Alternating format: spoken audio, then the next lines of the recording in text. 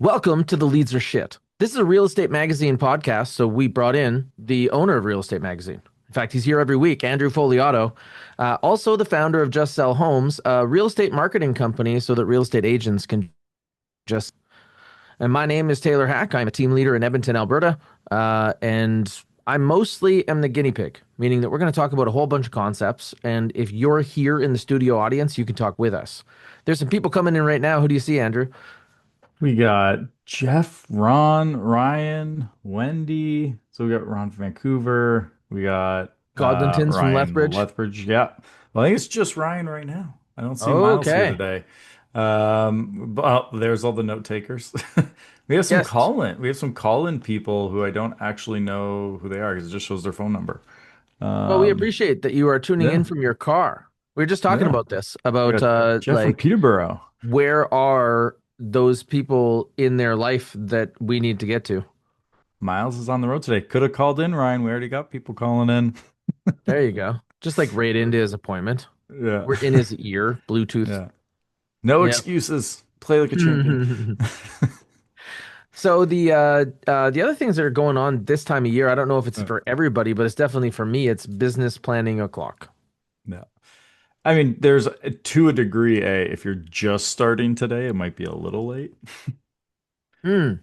Yeah, but I normally have a lot of the stuff surfacing for me yeah, after the Thanksgiving in Canada. yeah.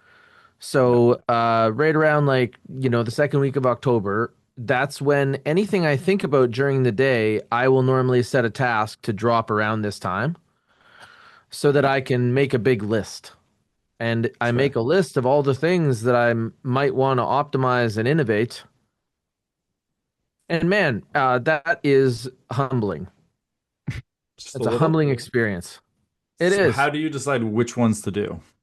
Oh my God, it's so hard. I actually decide because I know that if I choose too many targets, I won't do any of them. So I like how Warren Buffett did it. He said, make a list of all the things that are the most important to you. See if you can get to 20.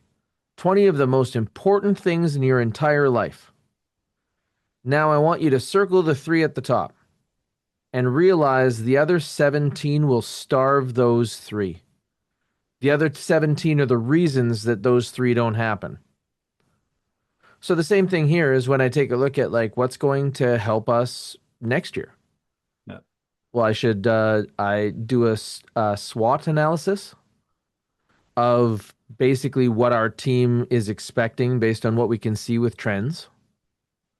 And then I'm like, man, we need to be in this zone more. So like last year, the game plan was to have detached house listings from roughly the base level of our price point, Yep. like the entry level to single family detached was a real hot price point, Yep. and all the way up to probably would have been about 20% over our average single family detached price.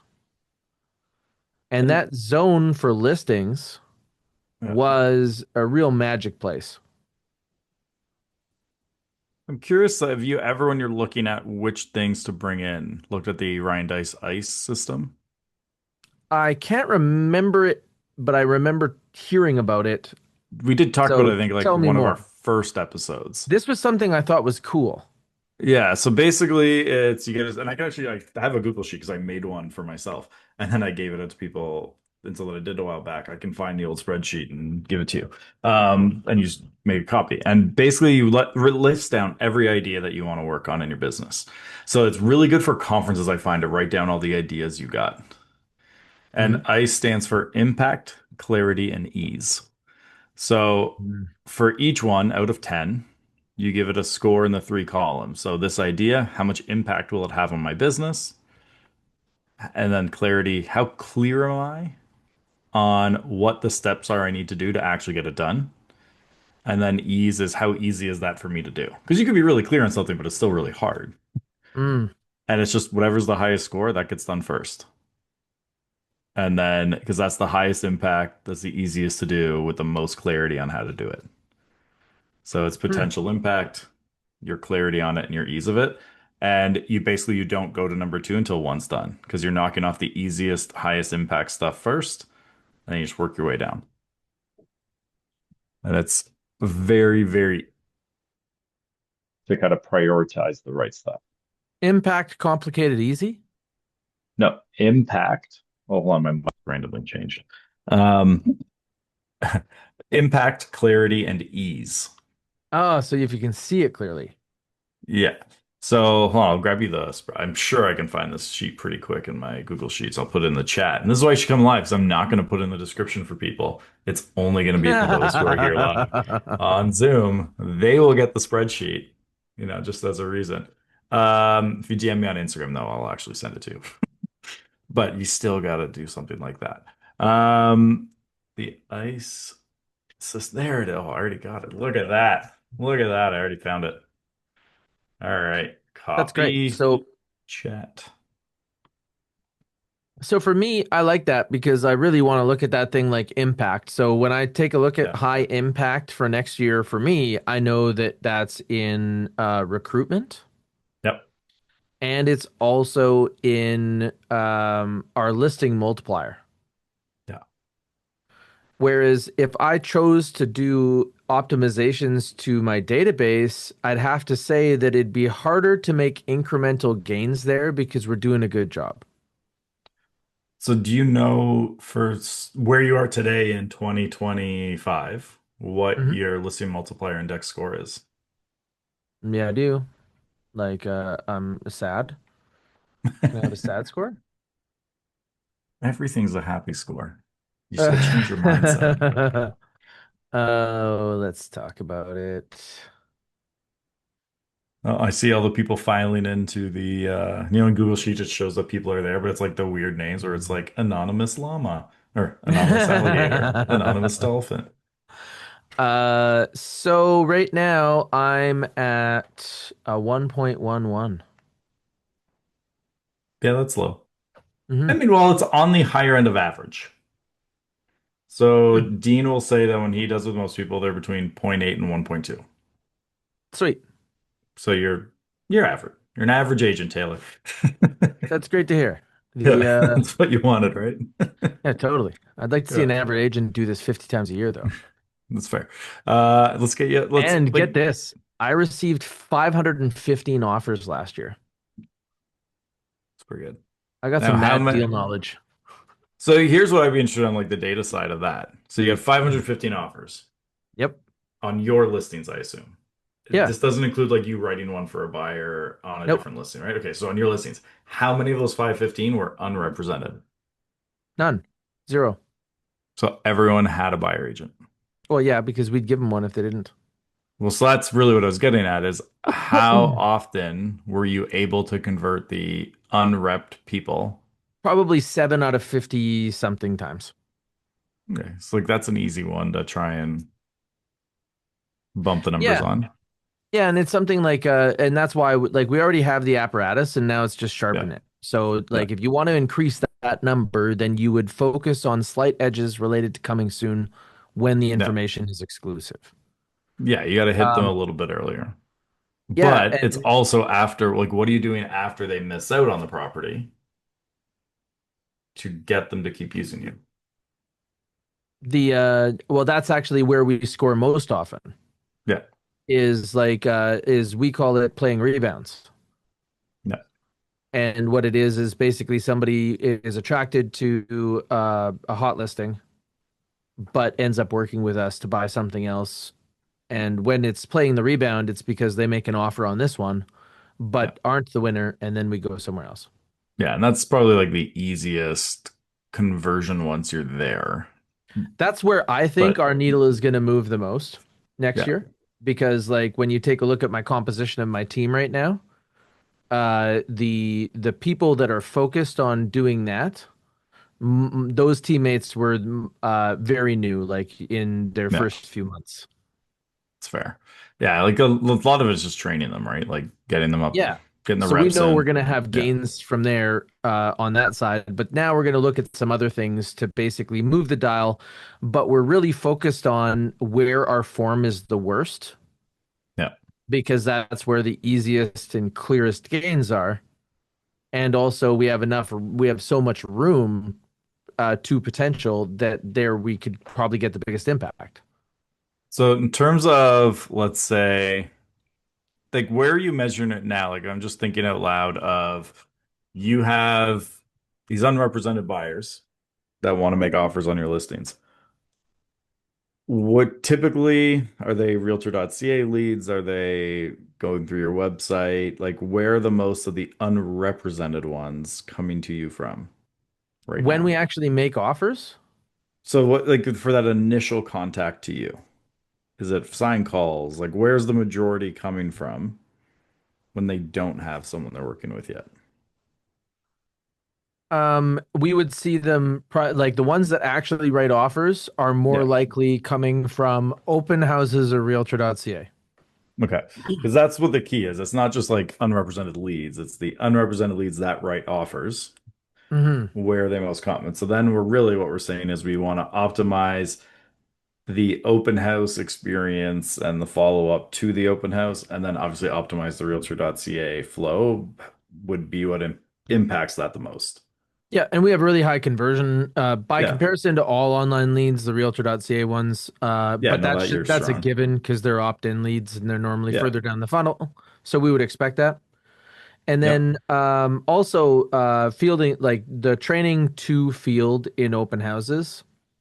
Yeah. That's something that there's levels to the game for sure. Yeah, and like that's one where I want to write like a playbook on like we've talked about this like the perfect open house of Mm. like if you were to do from the second you decided an open house was coming until not when it's done because you still follow up after that, but until it's done. Every possible option. Because like how I like to plan it out, and we've talked about this for like even the case study thing recently, like I like to plan if we had unlimited time, unlimited resources, what's the perfect open house? Mm. And that then from there you look at, okay, given the time and resources I have, what can I strip out of this to make it work for me today? That's everything. But That's like yeah, even with movies, they always say the hardest part is the what ends up on the cutting room floor. Like yeah. the editing is vicious. Yeah, and it's like which of these is moving the most needle for either the least amount of time and resources given what I have available to me. Hmm. And I And like when you use framework yeah, in order to use things like you were talking about the ICE method. One of the yeah, things that I've embraced as a learning tool here for all of my teammates is the Eisenhower matrix, yep, where they gauge like importance versus urgency. yeah, Uh, so like part of this is gathering this data, right? We want to know more about where these particular events are happening that are opportunities, yep. especially when they're aligned with our strengths. And that's why a SWOT assessment is so key because then we'll be able to see. But there's some clear things if you're looking to start listing multiplier, like number one is sell your listings. Like I think Yeah. that we sold 96% of our listings last You year. when they say you literally have one job, you literally have one job is to sell your listing. Yeah. So hitting that. And also like it's tough for the Yeah, neighbors to call somebody who doesn't get the job done, you yeah. know? So Well, make sure that sold signs up. it's that idea like I talk about in like the listings on demand of like we have one whole second, it's just 5-star service is like it all falls apart at the end of the day if you just suck at being a realtor. Right? Like Hmm. you can be perfect at everything else. If you actually suck at that part, you have to build a referral business where you don't actually work with clients anymore. You become they have diamond and diamond lawyers where they're not actually trying cases, they're just generating the leads and sending them to other people. Yeah. And so it's interesting to see how different people do it. Our second column for this would be like receiving a referral from the seller. Yep. So during the experience, are they giving you opportunities to go and talk to the people around them? And really, like when you take a look at what would need to happen for them to do that, is one, it should be relatively easy because they can't even go to the grocery store without telling the clerk their house is for sale. Yep. So they're like a little beacon that's just like going off all around them. But where we fail to convert is to become part of those conversations. To So they I refer to us as my realtor and they talk about their experience of going through this. Oh, my house is for sale and I got people in there now, so I better come out and get my groceries. So I think an easy thing for you to implement for 2026 is we've set this up for some before, and it's not a lot of work, and it would be just someone on your team, like one of the admins who actually does it, is you give them like a Google Drive or a Dropbox folder, and it's all the stuff for them to promote the listing for sale. Hmm. So it's like you can set up some pretty simple Canva templates, then you drop their house into them, customize it, but it gives them like for example, like using Instagram as an example here. In one of the files on this folder will say Instagram, and you'll have squares like the feed size posts, story posts with the copy as well, and that copy directs people how to reach out to you. And then you do the same for Facebook. You give them emails they can send out to their list with the instructions of like, think about who would you'd invite to a wedding.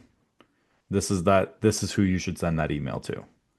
And then it's an email being like, hey, I just want to let you know, we're getting our home ready for sale. Here's our agent. If there's anyone you know that would be thinking of moving to our neighborhood, we'd love if you could send them this link and here's our agent's information if they'd be interested in talking to them. Right? It's Hmm. giving them every single piece they need to put it on their own social. Um, Hmm. and it's like not every seller will do that. Most will post because they want The that exposure. like yeah, and they for them it helps them. But if you give them the copy, you give them everything, you can control how you show up in it. Because right now, if they just go post it, what all they might do is go grab the link from realtor.ca and hit paste, Hmm. right? And like not an interesting post. They might end up looking at another house once they go there and reaching out to another agent. Like there's a lot of like you want to maximize the chances that when they post, it comes back to you. So like Hmm. the house, like normally with like an ad, I don't put like, Hack and Co branding on the listing photo because it's coming from the Hack and Co page, so I don't need it. But if it's coming from them, I want your branding a little bit more front and center because at least then they're seeing, oh, that friend of mine hired them. So it's a very easy thing to do once you have that systemized of drop their listing on top of it, flip them the link with a little, here's something you can do just to help get your home sold. That's great. Hmm. Mhm. Um, Now, same thing, like when we're talking about securing another listing in the neighborhood, Yeah. this is where it's door knockers and different things Yeah. like that. The circle listing for circle prospecting and all that fun stuff. Yeah. Do you do an And so agent or what do do you you do a consider neighbor like the only open base house? layers of that? Hmm? Yeah. Do you do a neighbors only open house? No, No. Have you considered it? I'm considering it now. There you go. So the people I know who do them typically, they don't do it on the weekends. They'll do like the Thursday night and they'll Mm. do like 5 to 7 or 7 to 9 or something like that. And Hmm. it's like the tough thing is that you have to really know the demographic of the neighborhood to nail that. Because like if some neighborhoods you could do a 5 to 7, but for a lot that's such peak dinner and kids activities time. And so if it's like a young family, might have to go more like that 7 to 9 as they're like coming back from the activities. And then like Ryan here saying that Miles and them started that this year, but they've been doing it the hour before we had the public one. And that works, but when you do it a different night and day, it adds a little extra exclusivity to it. Um, and like the people I've talked to, and again, I don't have any data on it, but anecdotal conversations, they typically seem to prefer doing it on like a weeknight. And they'll typically have like wine and cheese at it because like they're walking over, so let them have a drink and chat in the kitchen. And mixed reviews on that one, but I'm curious your opinion on it. The neighbors only one, some of them even try to convince, or they don't convince it, they tell them to. They get the seller to stay and hang out in the kitchen Hmm. because they know the neighbors usually, and then they have them chat, and it's like that warm introduction to the agent. I Yeah, could go either way on that. yep. I kind of like try to focus on things that also have alignment with the seller selling their house. And sometimes Yeah. these things get too close to the line for my taste. Yeah. But when I think about like a neighbor only open house, I can see how, people have come and had dinner at the neighbor's house and they might want to Yeah. live here too. Yeah. That's a value to me, or that's a value to the seller as well. And then Thursday, so I'm thinking about that, and that could be one. Yeah. What about the bread? Like, what about the meat and potatoes of this? Is it postcards? I would like, I mean, I would go before postcards if we're looking for, again, we're going unlimited time, resources, all that model. I mean, the ideal is a handwritten letter, hand delivered, right? It's, Hmm. hi, this is Taylor, list your neighbor's home, yada, yada, yada, right? Like that type of thing. Like that's, again, we're going for, do you have the time to sit down and handwrite that many letters, personalized note to them, and then you hand deliver it to their house. And if they're not there, here it is. Um, that next step down from that is a like, again, still semi-personalized typed letter, um, hand delivered. Then it's still like that type, and eventually on that is postcard. But I would start with you want them to have that feeling of like when someone gets mail and they go open their mailbox and oh, there's actually something in this one today, right? Hmm. Whereas like a postcard, it's just all right, let's sort this over the recycling. Whereas all the actual letters addressed to them with like a stamp in the corner, they're taking that inside and going to the kitchen table and opening it, typically, right? Whereas to get past the recycling box sort, a postcard doesn't do that most of the time. So that's where we're going in an ideal world. It's in the envelope with the stamp. Even if you're still hand delivering it, the stamp just adds that because then you're leaving it. The stamp will still get them to look at it. But yeah, You're getting me thinking about a lot of things. Now, we're thinking about like how we interact with the neighbors, and what we break it down to is the people that can see the house. yeah, So anybody who can see the house when they're basically like on their own property, and then people that will drive past. And we also think about it from the standpoint of where can we have temporary billboards. So now, what our opening weekend or week looks like is on Monday, we put out coming soon signs because we're within the 72 hours. yep, And we end up putting them, trying to find the biggest arteries near there and then draw back from that, which yeah, is the focus is exposure, not necessarily like direct. Like it obviously has to lead them there, but yeah, so we have a couple of roads like in our area. We had signs out on 75th Street and 98th Ave all week last week, and that was banging.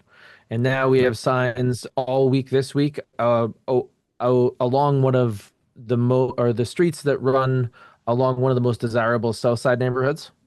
yep. Loving it.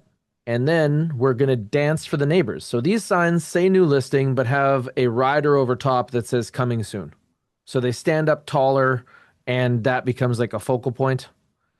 And then on Thursday night would be opening night open house. So now our teammate arrives and they pop off all the coming soons and they just flip the signs over to open house and they don't move any of them. So And then they close their open house yeah. because Thursday is new listing day. So this is so then it goes back to new listing but without the coming soon rider. And then on Saturday it's open house new listing, and on Sunday it's open house new listing, and then on Monday they come back to the office. Yeah, the one there, and we've talked about this earlier in the show, not today, is instead of just the rider, replace the whole sign. They're cheap. Signs are Yes. cheap. We do have whole coming Yeah, soon signs, yeah, but then we have to carry them every freaking time. I'm not into that. I want something that fair. is replicable. But if someone's However, already going to the property, like the uh, agent's going for that open house, like from the office conveniently, that almost never happens. do you have like one agent assigned to a listing? Keep them in the trunk, or put them in the garage of the house. Yeah, Like so leave them at the house. those things definitely could happen, but right Yeah, now we're only against the people, like we're only against the bell curve. No yeah, one else here is doing coming soon of any consequence. yeah. So do it even It's like, better how than far do I them. have to go? Yeah. Don't compare yourself against the average But agent. Compare yourself to the best, Taylor. but the sold sign, where you replace the whole sold sign, Yeah. that is definitely an idea that you've introduced that we are bringing to the table for our 2026 changes. Good. I want to see the designs. I want to see them Yeah, in yeah. real It's not going to be design. until at least April because it's That's based fair. on somebody moving here from another city that's going to end up doing some of these things. Nice. But Just a question here from Jeff. Taylor, does your team install the signs or do you use a sign butler service? I use a service where I own the signs and they deliver them. So I've Yeah. used services as well. I do also use a service where we lease signs. Yeah. The ones that I own are more deluxe. They're a 4x4 instead of a 2x4. They have two pins that go into the ground, so they almost never lean or fall. Yeah. They have a solar lit sign on them, and we joke about how after dark we're the only thing for sale. And they have part of the sign that you actually just flip to show that they're sold, as opposed to having to use stickers. Okay. And they have the listing teammate's face on them, Yeah. so they hit a lot of marks. Um, So you actually own the post as well? Do you paint the post in a unique way? no, Because that could be another way to stand out. yeah. Everyone Should I else is joke just a about standard being white bald sign. and paint it like a barber's pole? Perfect. Make it look like you. You know what you could do just as a little fun is like do a competition for like kids to paint your design. Then you're gonna put that on a couple houses. That would be kind of cool. Right? Uh, A little fun. there's another thing that I'm thinking about. So since the posts are white, and I like that they're white, Yeah. imagine that I found the reflective tape that said like for sale. So at night when cars pass, it will The be lights. bright in Yeah. like in either in whatever message we send. Or you could keep white, but then you have like the circles in your branding. Just paint some Ah, of those on them. that'd be good. Because then when you put the post in before you get the sign up, they can already start to tell that's one of yours. Mm-hmm. We just got to do that enough that they start to recognize the dots as yours. Yep. Yeah. And we are getting some of this. So this year we did far more signs than ever before. We did so many lawn Yeah. signs that we had agents kicking over signs. We didn't stop until people got upset, and it was way more awesome than awful. And then I doubled the amount when they got upset. Totally. Yeah, Yeah. my team's like, "Oh, we didn't put signs over there because they might get kicked over." I'm like, "Put them over there. They're gonna get Yeah. kicked over. We don't care. More. We're just gonna More. more and Yeah. consistent." Hmm. Literally like whatever you're allowed to do, ignoring what like other agents care about or not. y- Many signs you can get away with. Mm. It's the way to go. I've also thought about, and this is where you have to look up like local regulations, is like a floating for sale one. Like how high up would you be allowed to like put a giant helium balloon tied to the for sale sign, for example? Like, is there a height limit on, could you put a floating house that How had big like a does the little, fan need to be to get one of those crazy dudes that does like the the wacky arms? wave inflatable arm flailing tube man? Yeah, but like to make it offensively tall. It's a great question. Probably Yeah. way cheaper to do the helium balloon.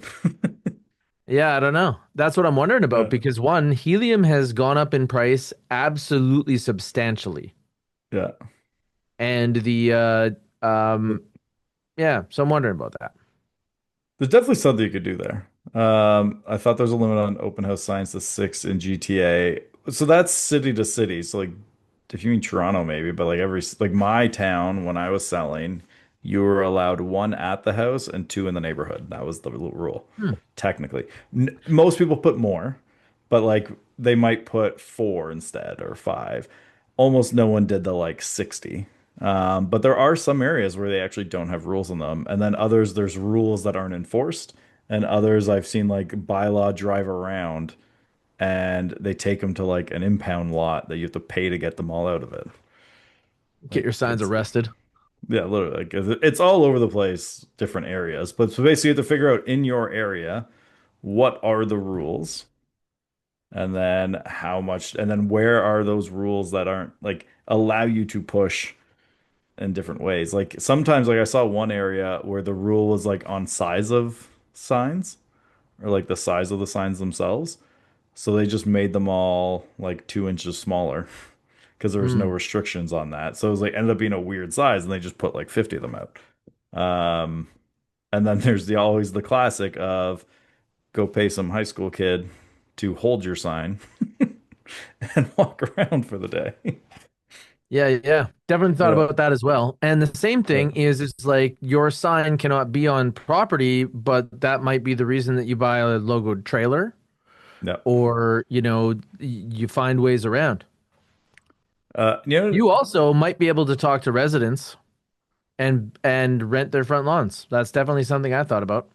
you know, I also as an idea, and there's probably some sort of easy like veneer type material you could do it with. Is turn the garage door into a sign.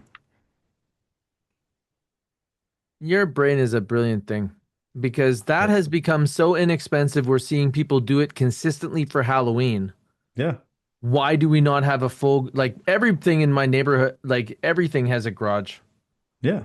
And they're huge. So we got to figure out what would be the cheapest, most efficient, and non-damaging to the doorway.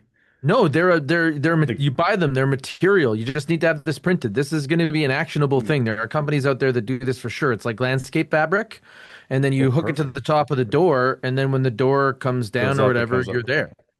All right, so Like, there you go. oh yeah, this is a thing right now for Halloween. And if it's cheap enough Perfect. for Spirit Halloween, it's cheap That's enough for cheap you. enough for you. Yeah, that's easy then. Yeah, literally for sale sign is the entire garage door. Depending on how cheap it is, you could, again, this is very dependent. You could do it for each house. Again, if we're doing the unlimited time budget, you could do like a Oh my preview of the God. interior. Yeah, this is so good. You're Yeah, scratching an itch right now for me. have some I'm fun. like, man, I love it when yeah. Here's an inflatable person for your listings. Ooh, let's check out this link quickly. Is this like so your listings will get Ooh. into the carpool lane? So someone has, and if you're in the chat, click on the link. Someone basically created the inflatable arm flailing tube man, but of themselves. Custom made one with That's Taylor's funny. bald head. That's funny. There you go. That could be a winner. What do you Add a call little those branding things? The to it. wacky waiver or whatever? It's from Family Guy, the inflatable flailing arm flailing tube man or something like that. Um, but yeah, those things exactly. But I never considered the you could get one made to look like you. Or I guess you could go the other route and be like, why does it even have to be a person then? You have a What dog do you want it to mascot. be that moves like that? Well, you could have like a dog mascot. Yeah, if you were an Italian restaurant, it could be a noodle. That'd be funny. Yeah. Or you could do one that looks kind of like a weird house. Could be Hmm. like a what's that term for like when an inanimate object is like made to seem like it has life? Forget what there's like an actual term for that. Like the Kool-Aid Man would be one where it's like Hmm. an inanimate object that's been done to do that. Um, what if you created like a Taylor Hack for sale sign, but it was a waving inflatable thing? Yeah, you turn it into a character. Yeah, But I understand what you mean. It's a like it's a yeah. forward. It's like It's gonna be the one as soon as someone's like, "That's it, you idiot. How do you not remember that?" We're gonna be like, "Yes, that's the term." yeah, yeah. Like for me, there's a term that I like that just popped into my head. It's called charismatic megafauna, and basically Yeah, the way that people talk about things like bears is yeah, like Winnie the Pooh. yeah. And it's like, no, this is basically like a fur dumpster with like a wood chipper on the front. It's not looking for honey and hoping to make friends with rabbits and owls. Is this actually? He just put a link to the Amazon.ca for one of those inflatable tube guys, and it's 16 bucks. That can't be right. That has got to be the Chinesiest. Or it's got to be like this big. It's a desktop one that It's the runs on a watch desktop one. battery. That can't be 60. If those are 16 bucks, I'd get like 80 of them. That's going to be what the convention's going to be. Yeah, just those everywhere. Yeah, Every that's empty hilarious. seat, we're gonna put one of those in. Yeah. There's a 20 foot for 90. Okay. Wow. That's actually Okay, so still the cheaper than I flailing thought. man may be something that we're going to talk about. Yeah. You could do those. The only other Okay, you could do let's for keep there it for going. We're on a those good strip here. neighbors. You know the backyard where you have like all the neighbors that look into like a townhome backyard where you have like 50 neighbors put in. You put a bunch of those in their backyard with your for sale sign at the top.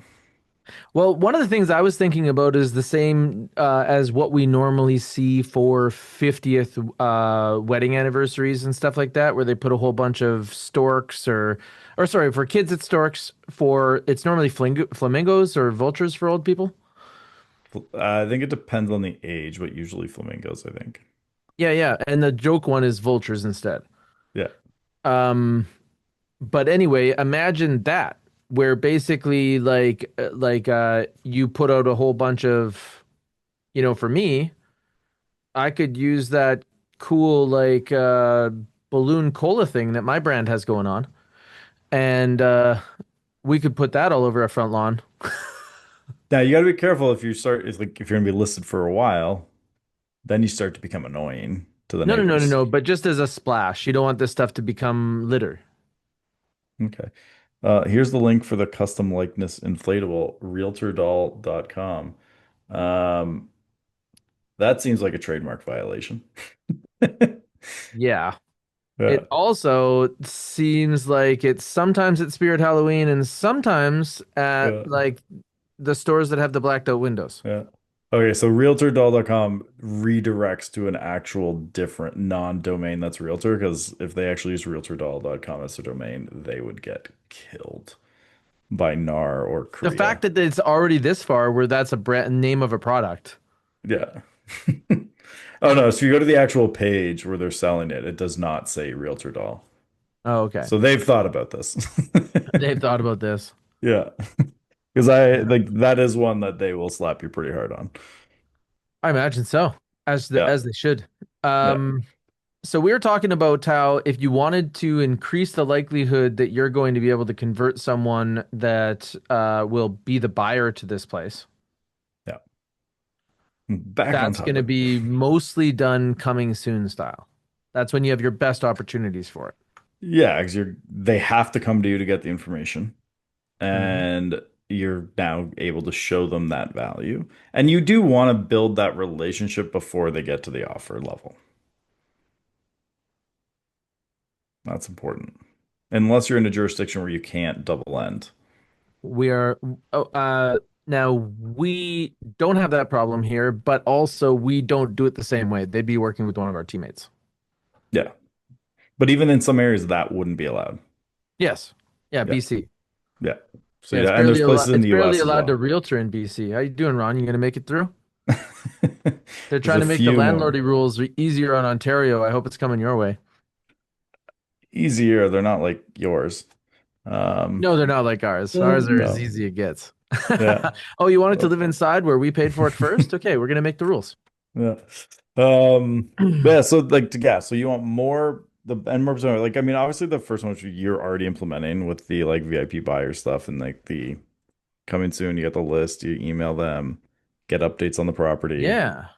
So that's something that was a win this year for sure. Yeah. Is that we ended up having hundreds of people join our newsletter about listings coming to the market. We were consistent in sending out the announcements that we did. We're Yeah. going to review what we're sending them this year and continue to kind of sharpen that. So, one, we don't get unsubscribed, and Yeah. two, we keep being So engaging enough. I also wouldn't look at an unsubscribe as like they didn't like the content. It could be they bought a house. Yes. So it's like I don't know that unsubscribes are the right metric of is this working or not, Hmm. right? Because I think that could be a false, like it could just be that they are either out of the market, they sold. It's not that they're not finding the content interesting or it's not good content. It's just Mhm. they've passed a point in their life where they need it. So there really could be how many of the unsubscribes did we make contact with?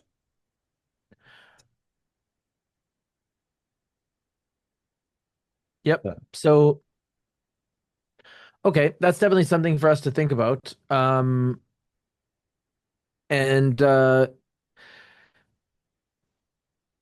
then also ways to pull them down the funnel, but that's probably going to be its own episode on its own is working an email list.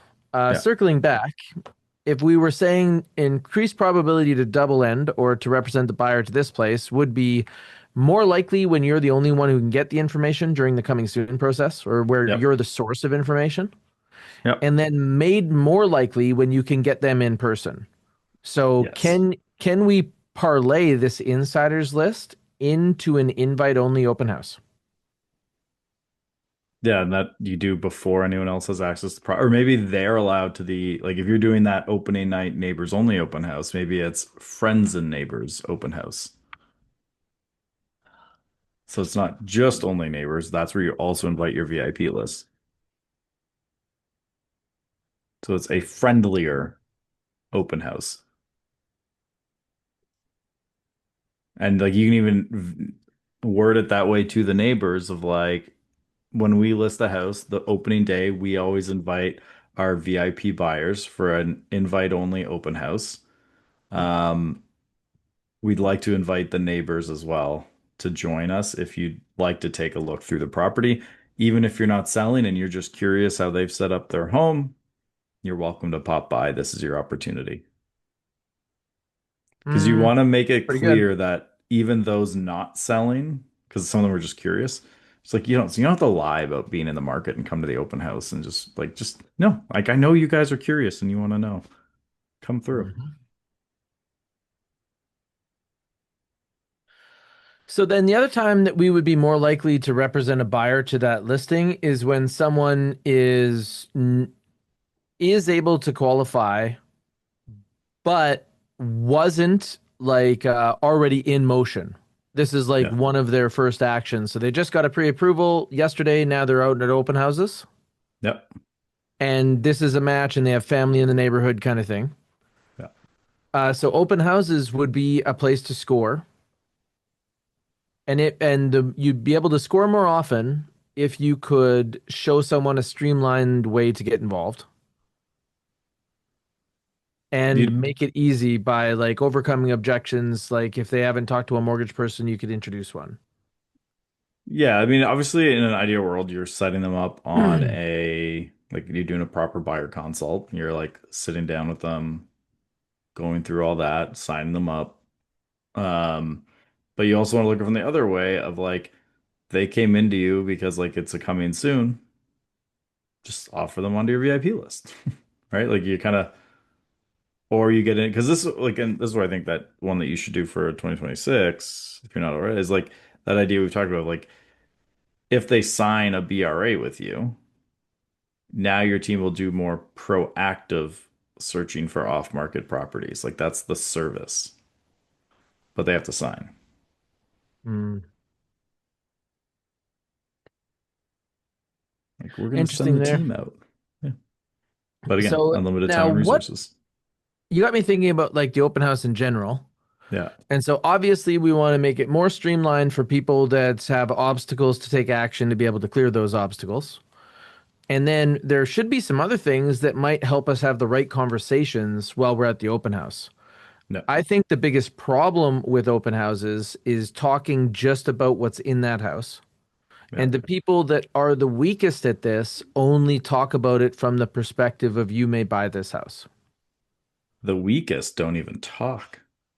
Do you know how many open houses I've just like popped in and outside of welcome, they just wait in the kitchen and don't even talk to you? Oh, they wouldn't want to bother you. Yeah. Why would you ever want to talk to an unrepresented person walking through your home as a realtor? They might accidentally sell something. I know. Like, well, they only did one deal last year, but you were in front of 50 people. You Yeah, just but you didn't talk saved to them. yourself from talking to hundreds and hundreds of people. Yeah, I You know didn't what? have that uncomfortable conversation. Yeah, but most of the great things in my life have been funded by doing exactly what my parents tell me not to do. Yeah, To go it and meet works people that I started talking to on the internet. in their home. And it's working great. Yeah, so much money. And then your real estate career outside of OnlyFans is also great. Yeah, they'd have to make it singular if I joined that website. Only Yeah. fan. It's you have to And I'd pay have me to to pay for stop my doing wife's this. account. The subscription is for you to stop. Yeah, there you go. That'd be a big list. Yeah. Yeah, only unfans, only haters. Yeah. Um, all right, so we're in the open house and we're trying to talk to people about things that will cue them to be like, oh, we should interview these people or work with them. Yeah, like there's the first step is like you want to think of the first thing like they walk into the house. The first thing I had like this is where I mean again, if we're going ideal scenario, you're also not doing the open house alone. Like Mm, again, we're doing unlimited time and resources as the example version here. You have a greeter, right? Like their job is everyone comes in, they hmm get welcomed immediately. They're given like that little spiel of what to expect as you go through for that professionalism as like here's how essentially to put it bluntly, it's not how you word it, here's how you behave when you're in the house. Right? Like you know, shoes off. You're gonna, we'll walk you through. We have a few different pieces around here. Taylor's gonna be in this room over here to start. He'll be answering any questions that you have and kind of going through that way. I mean, or if we're going full, you have two people at the front, the greeter, and then the agent they get assigned to who walks them through the house. Again, that hmm is now you need your whole team there, and it's again unlimited time and resources, and we walk back from there. But if we had unlimited time and resources, you have a full team, you know how many people you're expecting to show up, and they walk around with someone who can answer their questions as they go and guide them through the process. Um, so that'd be the ideal one. But that front first part of the door, they come in, they get greeted, you try to get their information. And that's where you start with before you ask for the name and email, be like, great. And we're gonna have you just sign in. There's two. One is for safety reasons because our clients would like to know who's coming through their home. And then second, would you like updates on this property? So like if we end up having another open house or if it sells, we'll even send the sold price to people who've requested updates. Would you like those? And then yes or no. And then you ask for their contact information.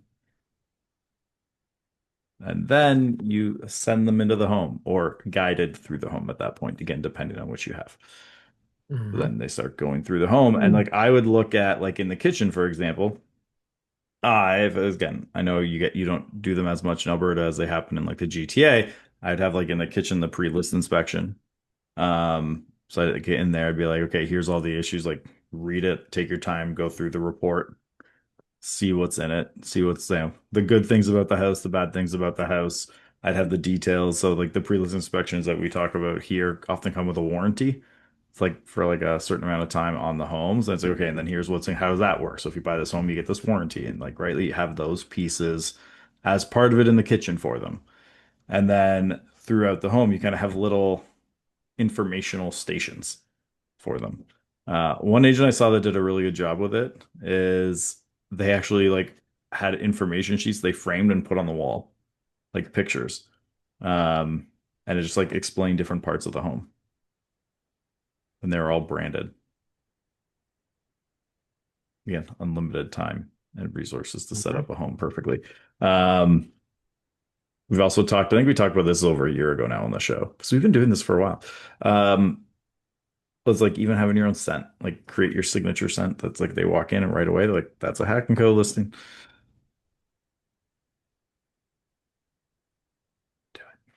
All the senses and then the music playing throughout the house,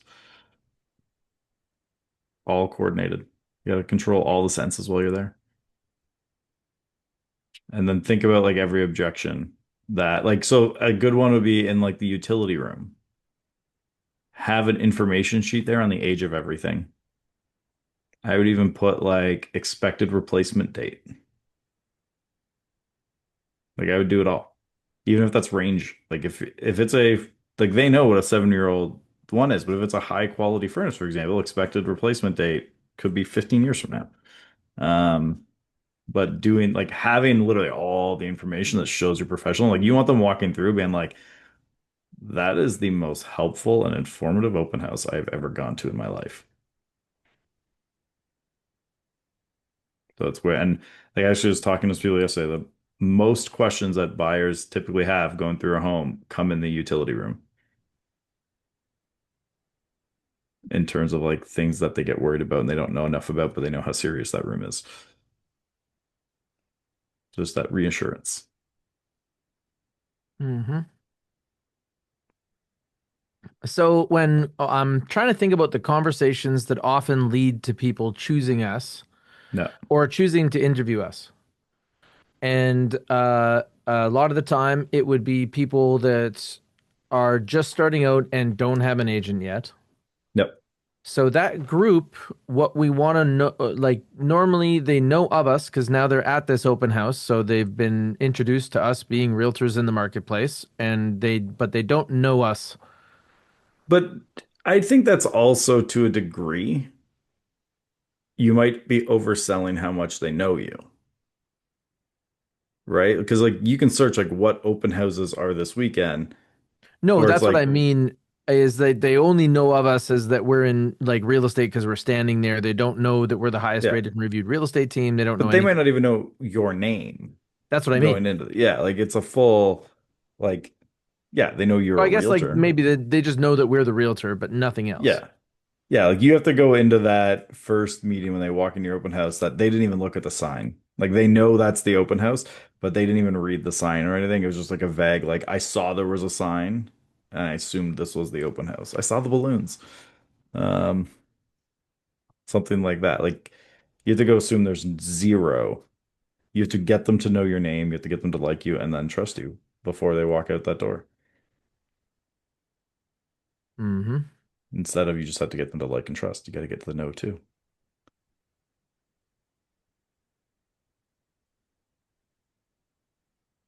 So think about creating evidence that would help them know us, right? From the lens Yeah. of things that matter to them. So, Yeah. one, a lot of people that are attending open houses and are very new to the process don't even know they need their own agent, No. or that they should, or that that's a benefit. No, they need you. That's right. And then that leads to why we're the right agent. No. And then liking us. Is there anything that would add to some type of personality? So I don't know that the personality, like you have to add like a thing that adds like flair in the sense of Hmm. like, you don't need to do that for them to like you. Like the first step is you gave them what they want in an easy way, right? And it's like, yeah, I think they'll like you more if there's a greeter at the door who's just super bubbly and nice, but is like, here's exactly what to expect. They come in, be like, great, here's everything you need, right? Like that does play into trust as well. But the first thing, like, they don't want to come in, and then like the first thing is like, no one gets in this house unless they sign in or get out. And like there are agents, not that many, but there are some who essentially are like, no, no, no, theft issue, sign or get the F out. Like, no, you want Yep. to be like, here's a very lovely experience as you come in. Hmm. Yeah. So that, yeah. So when it comes down to liking us, it's not about liking us as much as it is about liking what we can do for them Yeah. and how we go about doing it. Yeah, like it's understanding why they're So we there, want to which is to demonstrate it preview this well. home. Yeah, how we treat Yeah, them is how. yeah. And then like the trust part is being built into that, but then it's like if there's any follow-up, you're doing it right away with exactly what they needed, right? Like it's Hmm. that okay, you said you were gonna get that. Like the best thing to a degree that could happen is they ask a question that if you don't know the answer, you're like, I will find out for you and get back to you. And like within like 20 minutes of the open house being done, they already have the answer. I mean, again, ideal world, there's not a single thing that come up you don't actually already know the answer to. But I mean, it could certainly happen.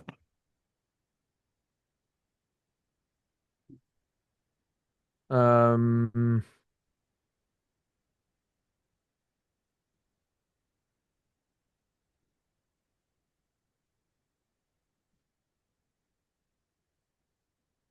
that's pretty good. Last couple here as we talk about optimizing the listing multiplier would be so representing buyers, and then it's either they buy this place or they buy something else. Like I don't know that you No. can or should really control where they fit, but making it work regardless and making it work with you is the key. Yeah. Yeah. So we Like a talked lot about of that, and I that. think that that mainly is from the open house and how you field the property inquiries. Yeah. Like a lot of it is the same for that as it is for double ending the deal. It's just the ones that didn't get it, you're now just helping them get the next one. Right. Like but a lot of that, essentially, it's you're getting 2 points for getting an unrepresented buyer under contract at the end of the day.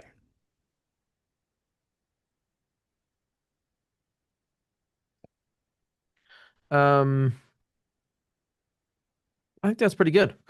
And then the one thing that I think that we have kind of talked around is that's a change I'm going to make for this coming year is I have a referral process. No. I don't think it gets people excited about it.